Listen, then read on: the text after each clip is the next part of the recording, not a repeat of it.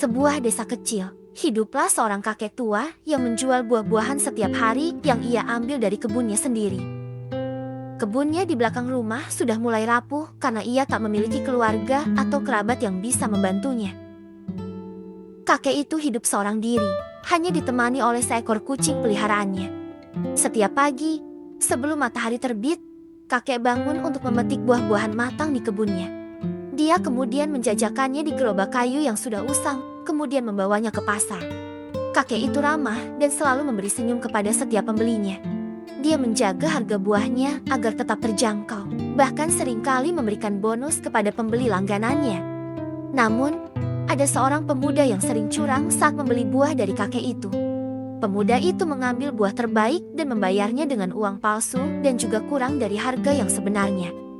Dia menganggap kakek tak akan menyadari karena usianya yang tua.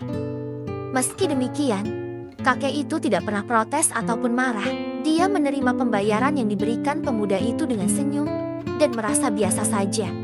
Tetap melihat sisi baik pada setiap orang. Suatu hari, pemuda itu tak datang seperti biasa. Kakek mulai khawatir dan mencari tahu keberadaannya. Akhirnya dia menemukan rumah pemuda itu yang ternyata tak jauh dari pasar. Rumahnya kumuh dan tidak terawat.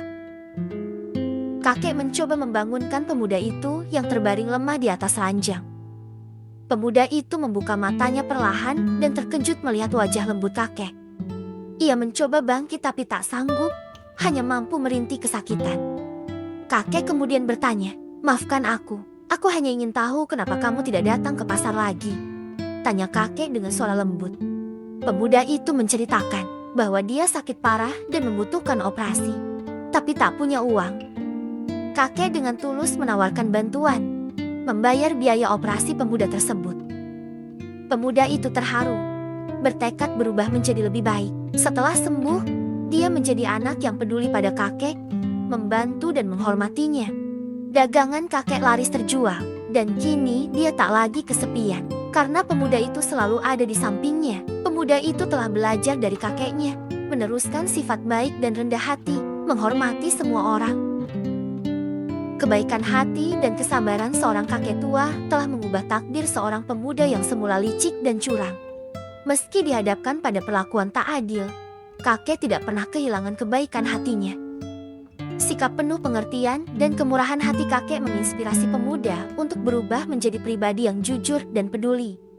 Kisah ini menggambarkan bahwa kebaikan hati dan kesediaan untuk melihat kebaikan orang lain dapat merubah hidup seseorang. Perjalanan mereka menunjukkan bahwa kebaikan tidak hanya membawa perubahan pada diri seseorang, tetapi juga mampu menciptakan lingkungan yang lebih baik bagi semua orang di sekitarnya.